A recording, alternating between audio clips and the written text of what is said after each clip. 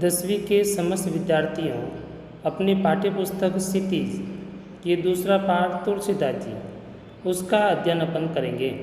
जो अध्ययन इस प्रकार हैं, उनका जीवन परिचय। तुलसीदास जी का जन्म उत्तर प्रदेश के बांदा जिले के राजापुर गांव में संवत 1689 में लगभग माना जाता है। इनके पिता का नाम आत्माराम था, जो एक सरयू पारीण ब्राह्मण थे। इनकी माता का नाम तुलसी था। कहा जाता है कि तुलसीदास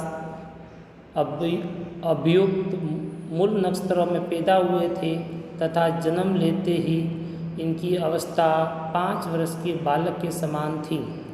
मुंह के दांत भी निकले हुए थे। भय की आशंका के चलते माता पिता ने इन्हें त्याग दिया तथा मुनिया नामक दासी को दे दिया, जिसने इनका पालन पोषण किया। इनका बाल्यकाल कष्टपूर्ण बीता। कवितावली में लिखते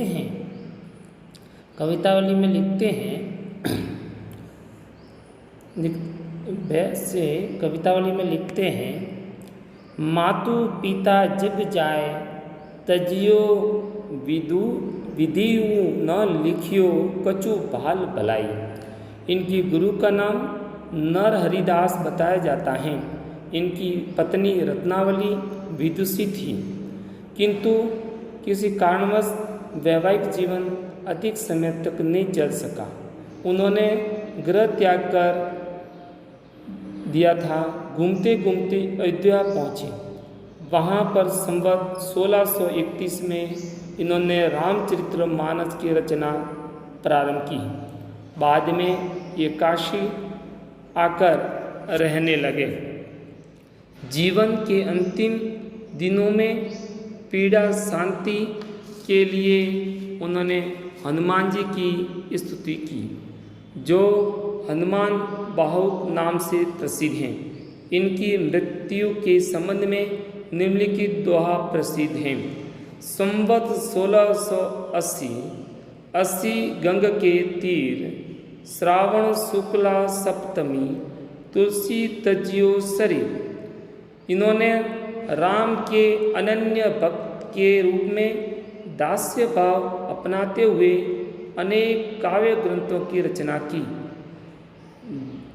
जिनमें से निम्नलिखित प्राप्त है। इनके कवि परिचय के अंतर्गत कर्तृत्व परिचय हैं। कृतियाँ लिखी हैं रामचरितमानस, विनय पत्रिका, दोहावली, गीतावली, कवितावली, रामाज्ञा प्रश्न, बहरवे रामायण, जानकी मंगल, पार्वती मंगल, राम लल्ला न होचु, वैराग्य, संदीपनी तथा श्री कृष्ण गीतावली।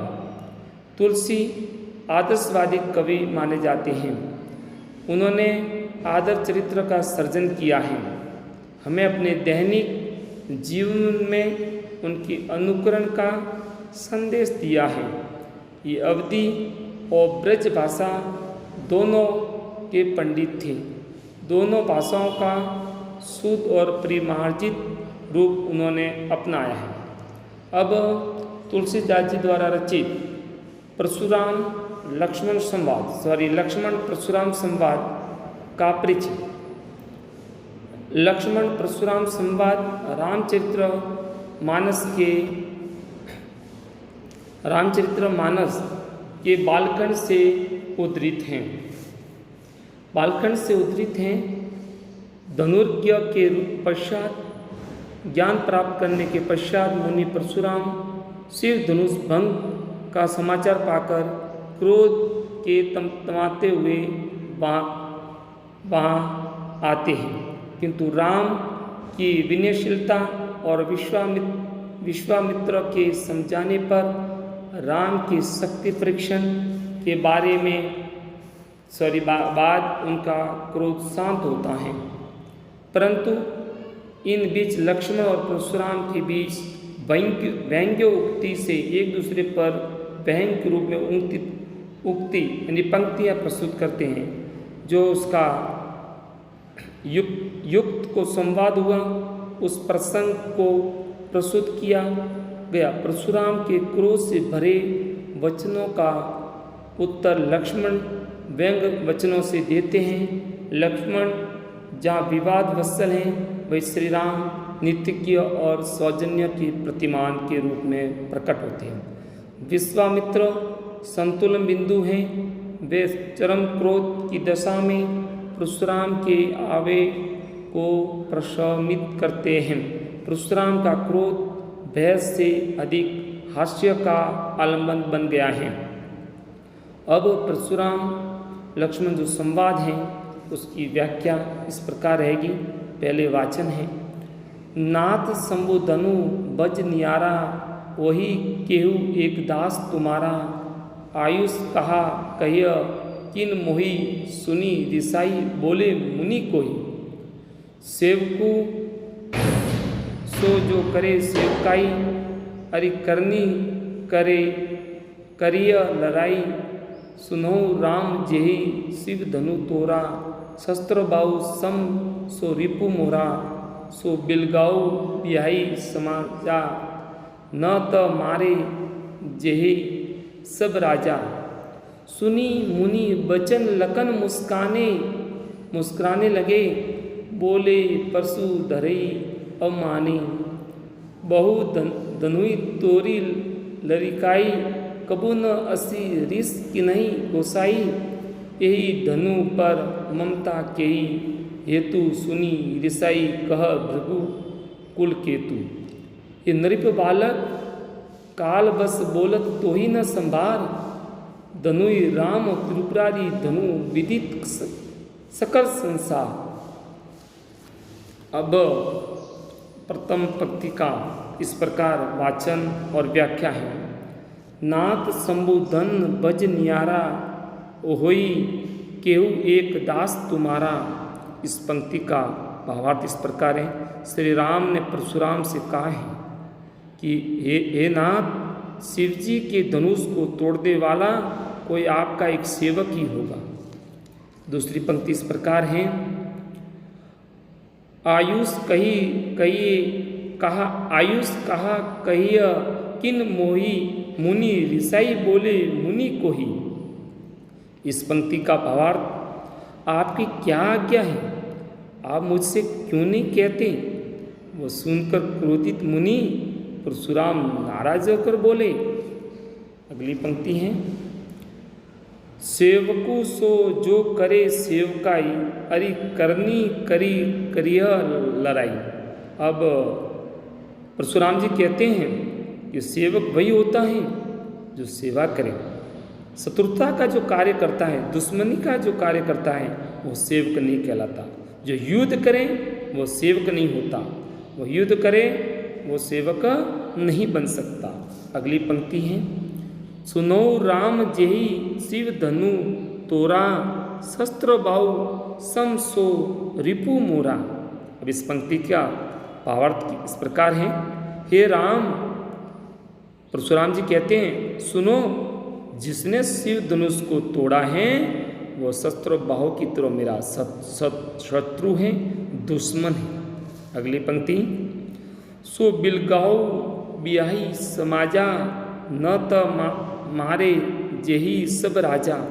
अब परशुराम जी क्रोध में आकर कहते हैं, इसलिए वह यहाँ उपस्थित राजाओं के समूह से स्वयं अलग हो जाए, नहीं तो सारे राजा मारे जाएंगे। अब परशुराम जी इतने क्रोध में अपनी बातें, अपना वक्तव्य दे रहे हैं। अगली पंक्ति है, सुनी मुनि वचन लखन मुस्काने, ऐसे वचनों को सुनकर लक्ष्मण मुस्कुराने लगे, बोले परशु धरई अम्माने। अब इस पंक्ति का भावार्थ इस प्रकार, मुनि परशुराम के वचनों को सुनकर लक्ष्मण मुस्कुराने और परशुराम का अपमान करते हुए बोल रहे। अब अगली पंक्ति, बहुत धनुही तोरी, लक्ष्मण बोल रहे, लरिकाई कबू न असी रिस की नहीं गोसाई। अब लक्ष्मण की पंक्तियों का अर्थ, बहुत धनुही तोरी लरिकाई कबू न असी रिस की नहीं गोसाई। इसका अर्थ पुनः में एक बार पढ़ा है मैंने। अब उसका भावार्थ, ये स्वामी बचपन में हमने न जाने कितने छोटे धनुष तोड़ डाले, किंतु कभी आपने ऐसा क्रोध नहीं किया। अगली पंक्ति, यही धनु पर ममता के ही केतु सुनी रिसाई कह भृगु कुल केतु। इस पंक्ति का अर्थ इस प्रकार है, इस धनुष पर आपकी किस कारण इतनी ममता है, प्रेम है। लक्ष्मण के ऐसे वचन सुनकर भृगुवंश की ध्वजा अर्थात भृगुवंश के श्रेष्ठ पुरुष परशुराम क्रोध करके कहने लगे, क्रोध में तमतमाते हुए बोले, ये नृप बालक काल बस बोलत तो ही न संभार। अब उसका पंक्ति का अर्थ में इस प्रकार प्रकट हो रहे हैं, हे राजपुत्र, कालवश होने के कारण बोलने में तुम्हें समझ नहीं है, अर्थात ना समझ वाचाल है। अगली पंक्ति इस प्रकार है, धनुई सम त्रिपुरारी धनु विदित सकल संसार। इस पंक्ति का अर्थ मैं इस प्रकार प्रस्तुत कर रहा हूँ, इस कारण तुम क्या कह रहे हो यह नहीं जान रहे हो, ये संसार भर की को ज्ञात है कि ये शिव धनुष कोई सामान्य छोटा धनुष के समान नहीं है। इस चौपाई में तुलसीदास जी ने लक्ष्मण और परशुराम की संवाद का मनोर ओजस्वी वाणी में बहुत ही सुंदर वर्णन किया है। ये चौपाई द्वाचन की गति और यति उचित हैं और इसमें अनुप्रास उपमा अलंकारों का प्रयोग किया गया है।